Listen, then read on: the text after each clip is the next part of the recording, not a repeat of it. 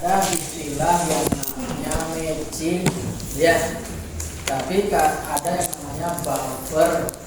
Pernah dengar buffer yang disebut common collector itu sebagai buffer? Kenapa? Karena impedansi inputnya besar, impedansi outputnya kecil, sehingga kalau dia dijadikan buffer di antara dua penguat, dia tidak akan membebani dan tidak akan terbebani. Ya. Nah, kalau pada frekuensi RF atau gelombang mikro tidak ada buffer, semuanya pakai apa yang disebut sebagai matching impedance. Ya, matching impedance sudah kalian pelajari di elektronika telekomunikasi. Kalau keburu kita bahas lagi. Ya. Cuman ada yang lupa, saya ini harusnya kalian bawa Smith chart. Oh, Smith chart, saya lupa kemarin nggak tahu ya. Nah, jadi konsepnya adalah pada penguat gelombang mikro ini ada yang disebut gain, ada yang disebut PSWR, ada yang disebut noise figure, dan impedance matching. Gitu ya. Tetapi sebelum itu kita harus membahas apa yang disebut sebagai kestabilan penguat. Ya, mungkin kalian sudah pernah belajar penguat feedback, pernah belajar di elektronika lanjut, lupa lagi atau pernah?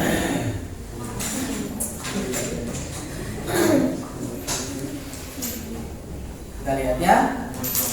Jadi penguat itu kalau salah memberi biasing akan menyebabkan penguat itu beroscilasi. Ya, oscilasi. Jadi ketika kita mau merancang penguat gelombang mikro, kita harus melihat kestabilannya. Bagaimana cara melihatnya, kita lihat ya. Nah, sebelum kita membahas tentang kestabilan, tentang gain, tentang noise figure dan PSWR, kita lihat dulu DC biasing untuk transistor, baik transistor bipolar atau BJT, bipolar junction transistor, maupun FET, gitu ya. Nah, kita lihat prinsip dasar operasi transistor bipolar dirancang untuk pemakaian pada teknologi sama seperti pada frekuensi rendah. Jadi harus ada biasing. Ya. Biasing itu untuk menentukan titik kerja transistor. Ya, bisa di daerah linier, bisa di daerah non-linier. Ya. Pada daerah linier atau sering kita sebut sebagai kelas A, kalau pada penguat daya namanya kelas A. Gitu ya. Si outputnya itu replika dari input. Jadi kalau inputnya sinus, outputnya juga sinus. Ya. Nah, kalau ada di daerah apa? Cut off ya. Ada cut off, ada aktif, ada saturasi. Kalau pada daerah saturasi harusnya besar tegangannya, tegangan VCE-nya mendekati ECBO namanya ya. Tegangan saturasi sangat kecil. Kalau pada daerah cut off harusnya sangat kecil, gitu ya. Tapi tegangannya hampir maksimum, VCE-nya maksimum harusnya kecil. Biasanya dipakai untuk penguat kelas C atau kelas B dan kelas A. Gitu ya. Nah, kalau kelas A berada di daerah linier.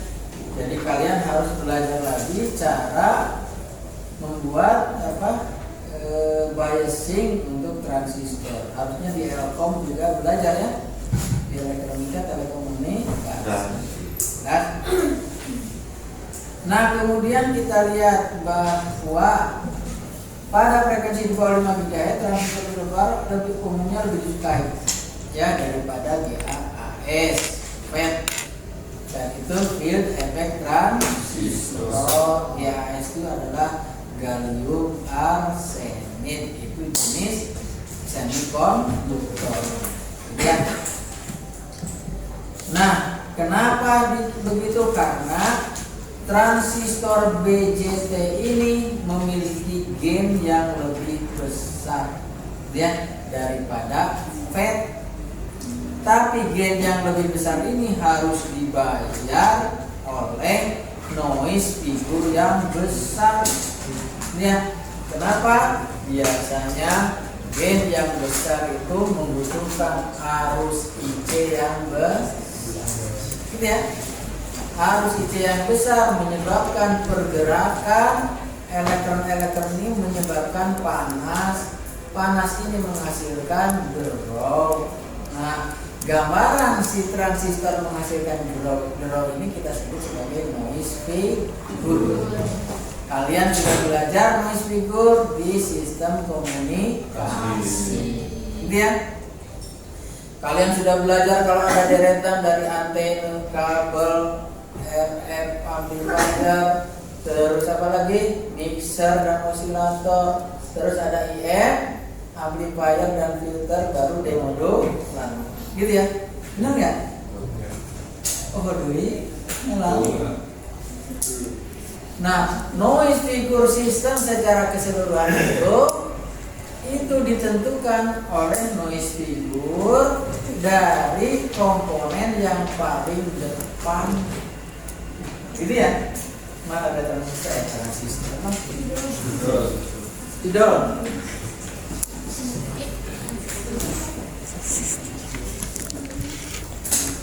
Jadi biasanya kalau di Siskom itu dipelajari ada yang disebut kinerja sistem komunikasi. Ya, kalau untuk analog biasanya dilihat perbandingan daya sinyal terhadap daya drop. Gitu ya. Kalau di dalam Siskom digital, perbandingan daya sinyal terhadap daya drop dikonversi ke EB per N0. Dari EB per N0 nanti masuk ke key function. Key function ini menghasilkan probability of N. Udah belajar sistem digital? Sedang. Sudah belajar sampai apa sekarang?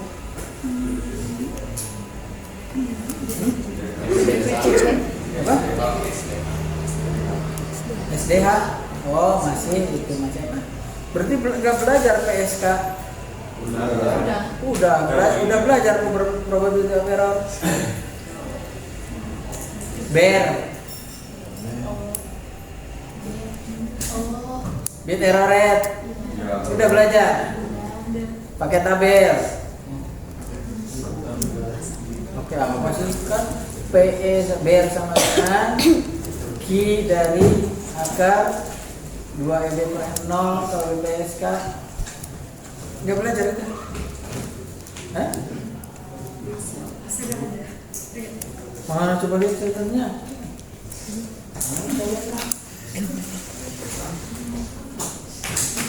Suara multiplexing? Ada nggak? Hah? Udah PDS apa namanya? Flash sinkronis? SDH? PDH? Mana nggak ada? Ya. IAS, KPSK Nggak ada. Tahu pantas nilainya lalu besar. soalnya kita ngeprint kok. Jadi syarat-syaratnya di modul. Iya. Modal itu kan. Tuh tinggalin aja.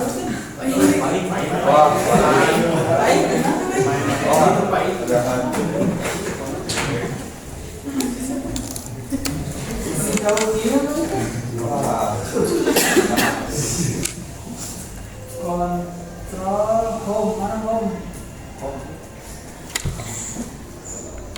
Nggak ada.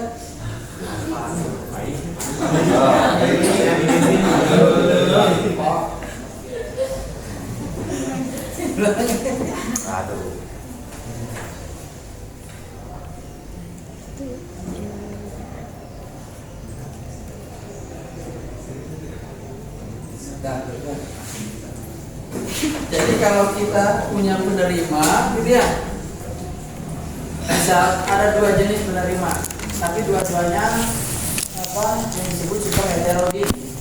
Pernah dengar yang super heterogen?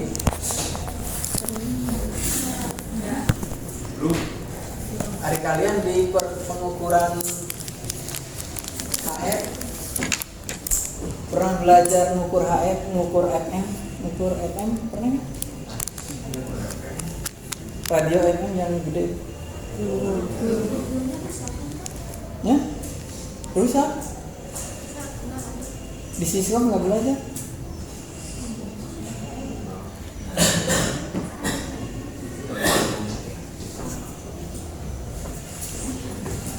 Yang seperti ini pernah belajar nggak?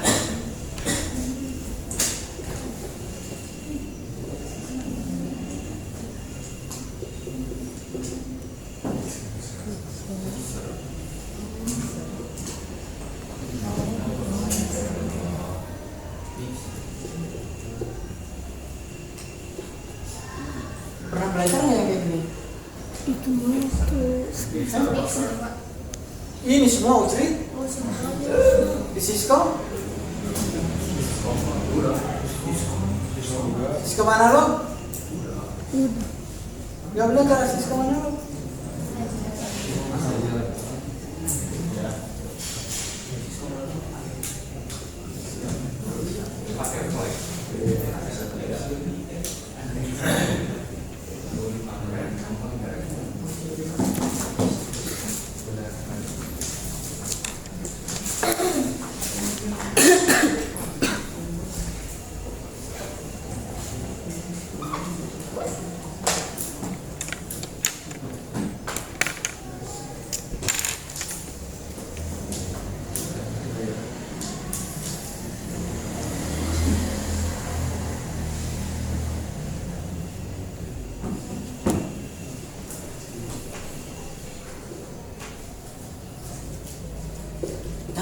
Gitu.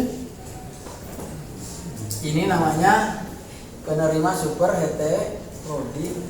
Dia bisa antena, kabel dulu, baru RF, baru mixer, tambah dan oscillator, ada IF, ada demodulator. Ya. Atau bisa begini, antena, terus RF amplifier, mixer dan oscillator, terus ini ada kabel, ya. Ada IF, ada demodulator. Ya. Nah biasanya kalau untuk apa? Ini nanti akan mahal ya, akan mahal. Kenapa? Karena kabel ini peredamannya harus sangat kecil. Ya. Misal kalian lihat di BTS, tower BTS ya. Ada antena di atas, ada kabel ke bawah, panjang sekali, baru ininya ada di bawah. Karena kalau ini di atas nanti kena hujan, kena panas, cepat rusak. Jadi di shelter ini di bawah, gitu ya.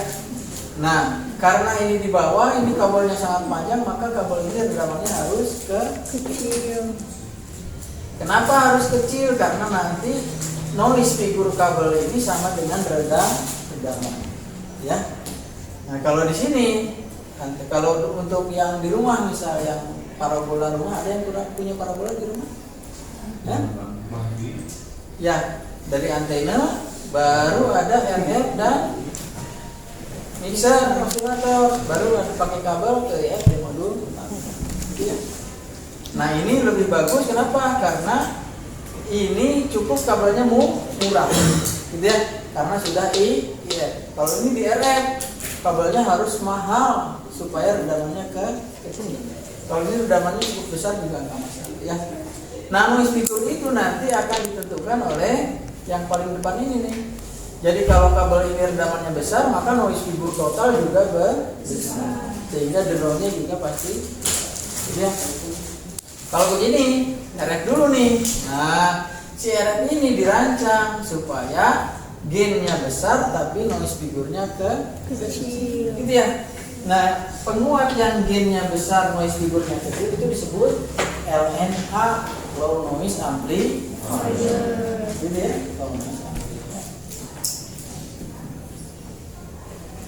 Nah, low noise amplifier itu nanti tergantung pada DC biasing ya, baik stabilan, gain, noise figure ataupun PS.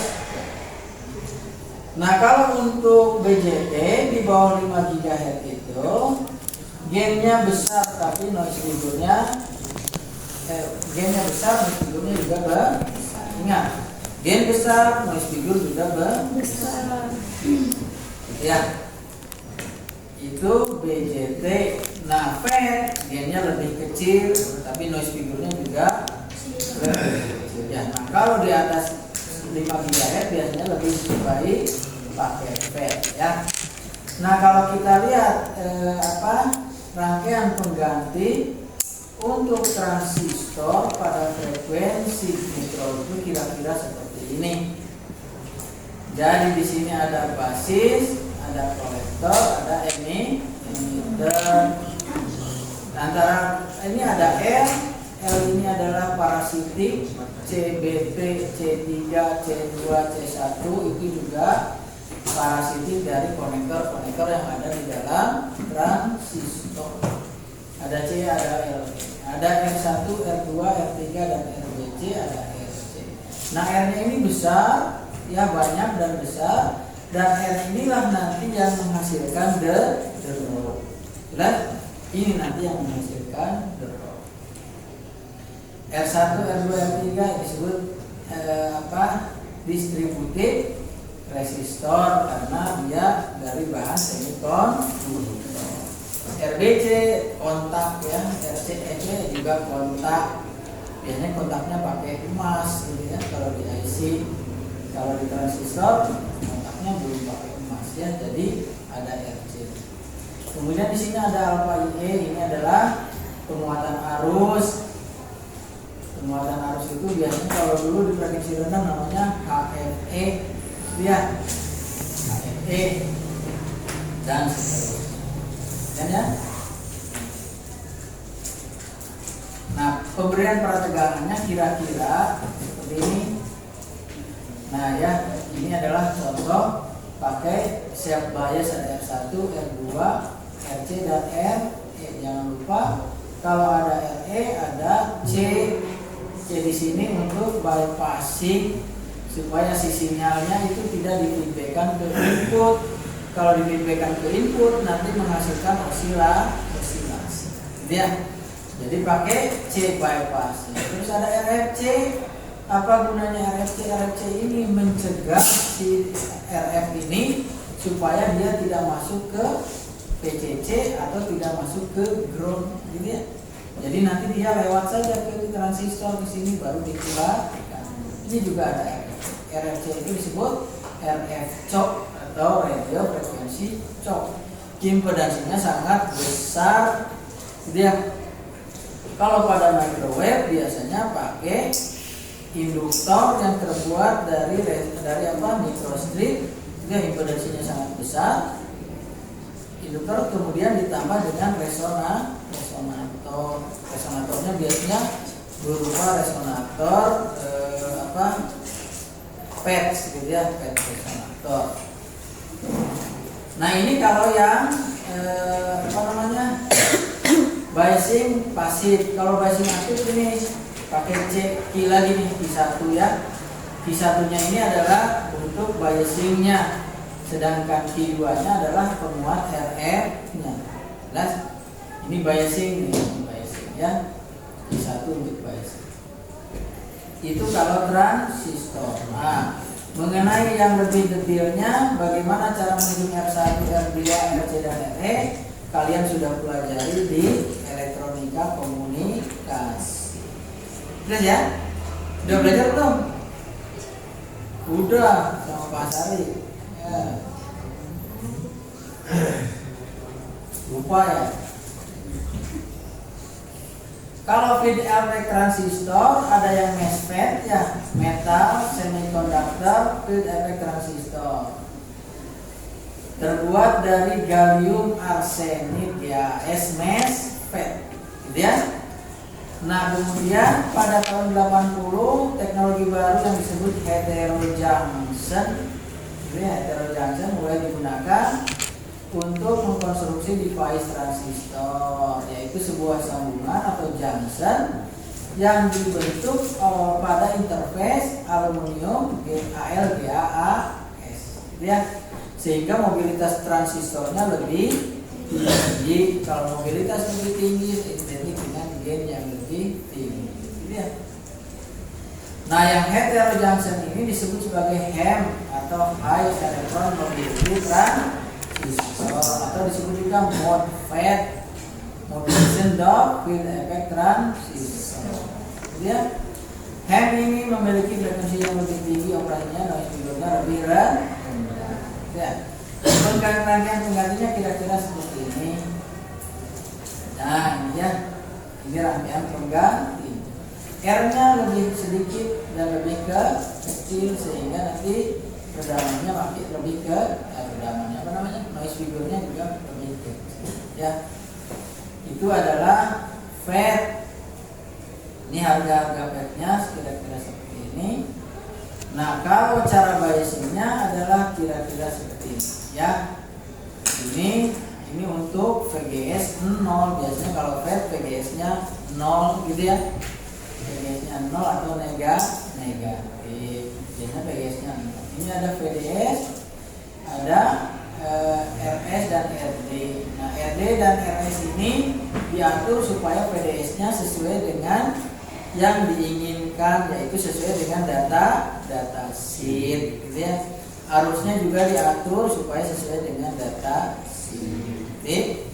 Nah, kenapa demikian? Karena biasing ini nanti akan menentukan parameter S-nya, ya.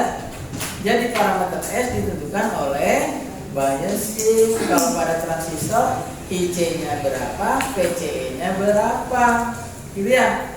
Nanti menghasilkan frekuensinya berapa, nanti menghasilkan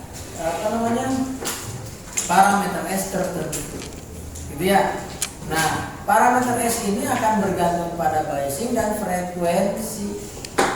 Walaupun biasingnya sama, kalau frekuensinya berbeda, parameter S-nya juga akan berbeda. Jelas? Kalian bisa lihat di data. Nah, nanti parameter S ini menentukan gain, menentukan noise figure, menentukan kestabilan. Ya. Jelas? Nah, jadi pertama yang harus kita bahas itu adalah kestabilan. Kestabilan dilihat dari parameter S transistor, gitu ya. Nah, transistor ini parameter S-nya gimana? Sudah ada dari data. Cara mengukurnya gimana? Cara mengukurnya kayak kemarin, apa? Kasih di input, gitu ya. Outputnya di matching kan. Lihat, nanti keluar parameter S-nya pada frekuensi tertentu. Dan itu dilakukan di pabrik, gitu ya. Nah, sekarang kita akan membuat penguat yang parameter S-nya itu sudah ditentukan di pabrik. Jelas ya? Tapi yang harus kita ingat adalah di pabrik itu tidak semua transistor hasilnya diperiksa, gitu kan ya? Hanya satu saja.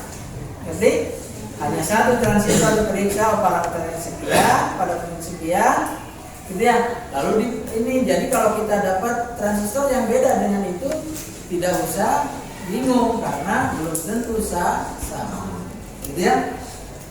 Atau nanti kita simulasikan penguat itu sebelum membeli, simulasikan dulu jenisnya ini nih, lihat stabil enggak, gitu kan ya. Kalau stabil, berapa gainnya? Setelah ketemu gainnya, berapa noise figure? Jelas ya? Nah, nanti PSBR kalau kita ingin noise figure-nya turun, gainnya harus turun, ya. Gitu ya. Nah, kemudian tambahannya lagi adalah bahwa transistor itu punya maksimum gain. Jelas? Maksimum gain itu ditentukan dari parameter S yang ada di data sheet, ya. Nah, kalau kita menggunakan gainnya maksimum, maka VSWR input maupun VSWR output satu.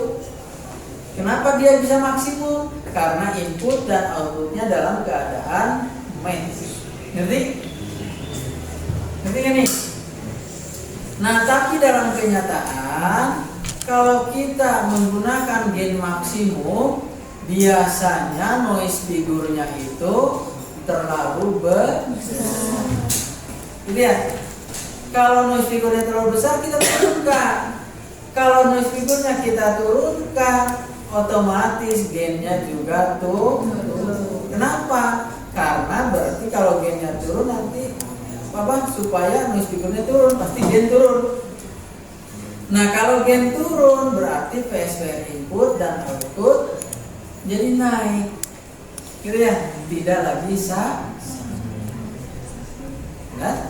Nah, jadi nanti kita harus merancang sedemikian rupa sehingga gain-nya itu tidak terlalu kecil, noise figure-nya tidak terlalu besar, VSWR-nya juga tidak terlalu besar. Jadi 3 besaran itulah yang kita rancang: gain, noise figure, VSWR. Gain, noise figure, VSWR. Gimana caranya? Ya pakai komputer, gitu ya. Kalau nggak pakai komputer, nggak bisa. Ya? Nah, tapi di sini kita tidak akan pakai komputer karena nggak tahu waktunya cukup nggak ya. Kalian harus pakai ADS lagi. Masih ada ADS-nya? Masih ya. Simulasinya pakai ADS. Nah, sekarang kita bahas dulu kestabilan ya. Kestabilan penguat. Ini baca sendiri yang tentang bilinearnya ya. Kutub 4, di mana kutub 4 itu berupa transistor, dan transistor ini parameter S-nya sudah ada dari data. Nah, cuman di sini kalau di data sheet berarti ZS-nya harus sama dengan Z0, ZL-nya juga harus sama dengan Z0. Gitu ya. Tapi biasanya kita inginkan ZL tidak sama dengan Z0 di sini, ya ZS juga tidak sama dengan Z0. Jadi berarti input maupun output tidak match, gitu ya. Dan parameter S-nya yang sudah ada itu kalau digabung ada gamma in, gamma S yang tidak sama dengan gamma in itu kalau yang keadaan match disebut S11. Ya, gamma out ini disebut S22. Tapi kalau kita hubungkan dengan ZS dan ZL yang tidak sama dengan Z0, maka gamma in-nya bukan lagi S11, bukan lagi S22 gamma out-nya, tapi berubah. Gitu ya. Jadi gamma in-nya ada, gamma out-nya juga ada. Nah, kemudian kita lihat gamma S dan gamma R. Kalau kita ambil gamma S-nya sama dengan gamma in conjugate, maka di sini akan terjadi transfer daya maksimum. Ini disebut sebagai conjugate match. Ya. Kalau kita ambil gamma out sama dengan gamma L conjugate, di sini juga terjadi transfer daya maksimum. Berarti di input dayanya transfer daya maksimum, di output juga transfer daya maksimum. Berarti gainnya maksimum. Jadi VSWR di input 1, VSWR di output juga 1. Jelas ya? Begitu. Nah, sekarang kita lihat dulu kalau Z in-nya dulu ya, gamma in-nya dulu. Kita punya parameter S itu dihubungkan dengan kutub 4 adalah sebagai berikut: B1, B2, S11, S12, S21, S22 kali A1A2. Gitu ya. Sekarang kita anggap ZS-nya match, gitu ya. Tapi ZL-nya tidak match. Gitu ya. Kita anggap ZS-nya match, ZL-nya tidak match. Maka kalau kita lihat bahwa kemarin sudah. Kalau kita lihat nih di sini,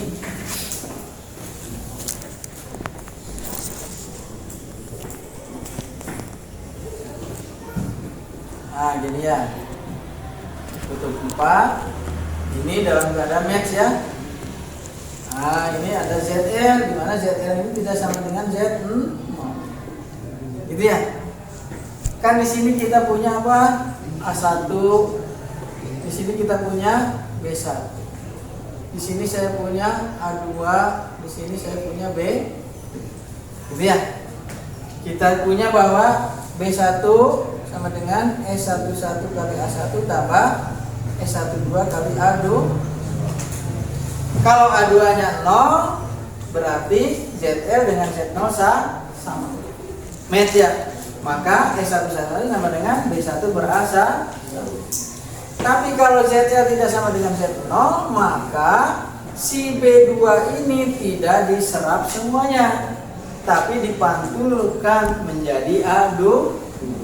Sehingga kalau kita lihat ke sana, saya punya gamma L, di mana gamma L-nya adalah A2 dibagi dengan B2. Gitu ya. Jelas? Nah, kemudian kalau kita lihat di sini nih, B1 per A1 akan sama dengan S11 ditambah S12 kali A2 per A1. Ini bukan S11, tapi karena ada ini, ada S12 kali A2 per A1. Ini kita sebut sebagai gamma in, gitu ya. Ini adalah gamma in. Ngerti? Ya. Lalu kita tahunya A2 per A1 gimana? Dari sini, dari B2 nih. B2 sama dengan S21 kali A1 ditambah S22 kali A2. Gitu ya. Kita bagi semuanya dengan A2 supaya ada A1 per A2. Gitu ya. Jadi kita bagi dengan A2 nih. B2 per A2 adalah S21 A1 per A2 ditambah S22.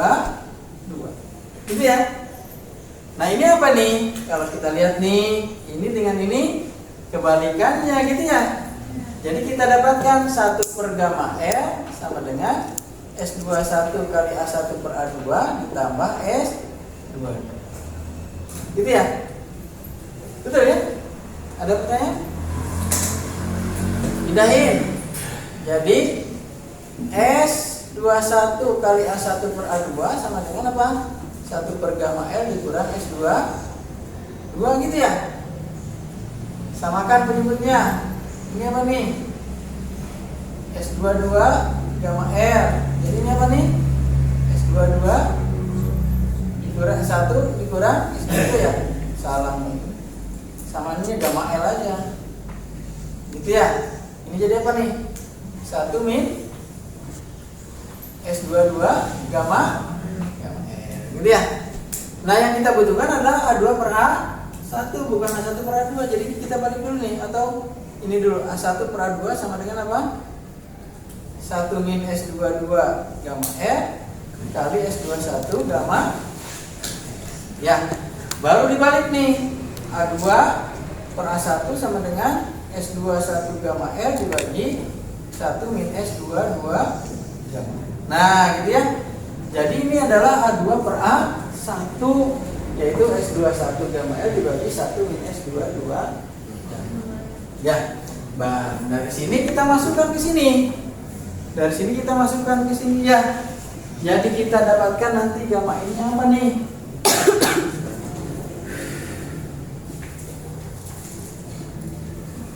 Nanti kita dapatkan gamma in-nya adalah seperti ini. Masukkan ke situ, uraikan, nanti ketemu gamma in-nya adalah S11 minus delta gamma L dibagi dengan 1 min S22 gamma L.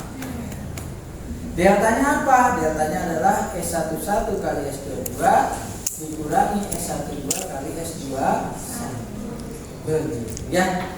Dengan cara yang sama, kalau outputnya match, inputnya tidak match, maka kita dapatkan gamma out, yaitu S22 minus delta gamma S dibagi dengan 1 min S11 gamma S. Gitu ya. Nah sekarang baru kita bicara masalah kestabilan Transistor disebut stabil kalau harga mutlak gamma in dan harga mutlak gamma out kurang dari 1. Ya, kenapa? Feedbacknya negatif. Kalau feedbacknya positif, maka dia akan berosilasi. Jelas ya?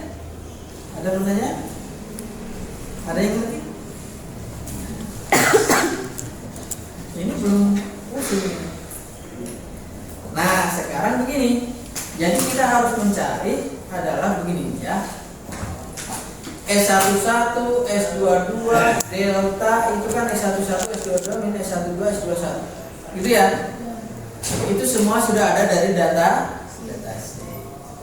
Yang harus kita cari apa? Gamma N. Ya, atau kalau untuk gamma out berarti kita cari gamma N.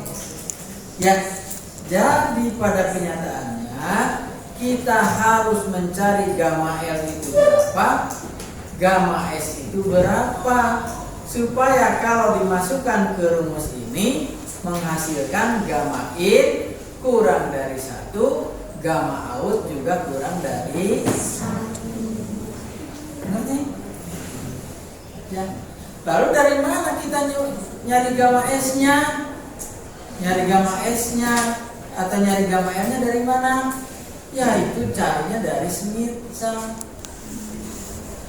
Karena gamma S, gamma L itu berhubungan dengan ZS dan ZL. Gitu kan? ZS dan ZL adanya di Smith chart. Lalu kalau begitu, di mana kan Smith chart itu tak berhingga kemungkinannya ya. R-nya dari 0 sampai tak hingga, X-nya dari 0 sampai tak hingga dan min tak hingga. Nah, caranya gimana? Caranya kita petakan si gamma in dan gamma out ini ke Smith chart. Gitu ya. Jadi, nah, Smith chart itu kan berupa lingkaran-lingkaran. Berarti nanti hasilnya gamma in juga akan berupa lingkaran. Gamma out juga akan berupa lingkaran. Gitu ya. Dan itu yang disebut sebagai transformasi bilinier, yaitu memetakan lingkaran pada lingkaran. Jelas? Transformasi bilinier ada di atas ini ya, di sini tadi saya lihat. Di sini kan ada transformasi bilinier ya. Nah, kalau begitu berarti si gamma in maupun gamma out itu akan berupa lingkaran. Lingkarannya itu kita sebut sebagai lingkaran kestabilan. Gitu ya. Kalau lingkaran gamma in kita sebut sebagai lingkaran kestabilan beban. Sedangkan untuk gamma out kita sebut lingkaran kestabilan sumber. Kenapa terbalik itu? Karena untuk gamma in kita harus mencari gamma L. Gamma L itu adanya di mana? Di beban, gitu ya. Jadi kita harus mencari gamma L supaya menghasilkan gamma in kurang dari 1. Ya, kalau ini makanya disebut lingkaran kestabilan beban. Sedangkan gamma out kita harus mencari gamma S supaya menghasilkan gamma in, gamma out kurang dari 1. Ya, itu disebut lingkaran kestabilan sumber. Nah, dengan menggunakan transformasi bilinier, pertama kita set dulu. Saya turunkan ini dari gamma in ya. Dengan cara yang sama nanti dari gamma out bisa diperoleh. Caranya gimana? Kita ambil transisi antara yang lebih besar dari 1 dan yang lebih kecil dari 1, yaitu 1. Ya, kita set saja harga mutlak gamma in sama dengan 1. Kita masukkan ke persamaan tadi, ada ini, kita pakai transformasi bilinier gitu ya. Nanti ketemulah pusat dan jari-jari lingkaran kestabilan beban.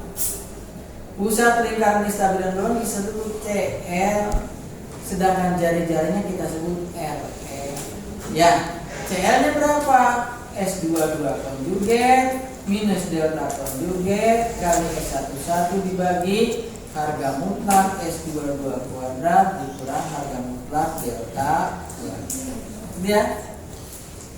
Jari-jarinya adalah S12 harga mutlak S12 kali S21 dibagi harga mutlak dari harga mutlak S22 kuadrat min harga mutlak delta kuadrat. Nah, kenapa diharga mutlakkan lagi? Karena ada kemungkinan S22-nya lebih kecil dari delta, sehingga nanti hasilnya negatif. Ya, kalau jari-jari tidak boleh negatif, harus positif. Nah, dengan cara yang sama nanti kita dapatkan CS dan RS-nya adalah seperti ini. Bagaimana caranya? Waktunya habis. Ya. Jadi sebentar bisa pindah dulu. Kalian masuk gawe sebentar ya. Cepat pulang. Segitu dulu lah. Mana ini mah nggak ada air sedikit-sedikit tuh.